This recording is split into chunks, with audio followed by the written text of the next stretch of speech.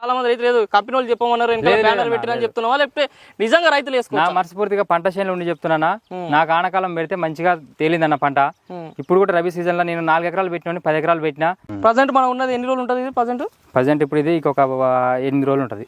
అంటే దాదాపు 110 రోజులు అయిపోయింది. ఒక వారం 10 రోజుల్లో కోసేస్తాం. ఓకే. గ్రామం గుడివాడ, మండలం కెత్తపల్లి, జిల్లా నల్గొండ, శివశంకర్ ఏజెన్సీ అని షాపు, చిత్తలూరు రవి ఈ చార్మి అనేటి వెరైటీ తెప్పించిండు.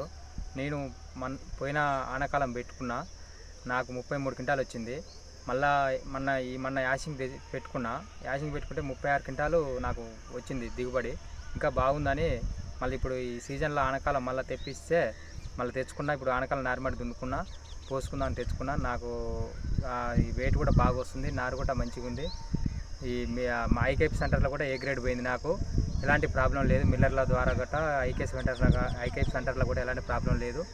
ఈ గింజలు మంచిగా దిగుబడి కూడా వస్తున్నాయి. రోగం కూడా తట్టుకునే శక్తి ఈ గింజకు ఉంది. ఈ అగ్గి తెగులు కానీ, మెడిర్పు కానీ, దోమకాటు కానీ అంతా తట్టుకునే శక్తి ఈ గింజకు ఉంది. ఇటువరకు పెట్టుకున్న సీడ్ కన్నా నాకు ఈ చార్మి ఇప్పుడు పెడితే 3వ సీజన్. నేను ఇంకా బాగా వచ్చింది. అందుకని 3వ సీజన్ స్టార్ట్ చేసిన మళ్ళీ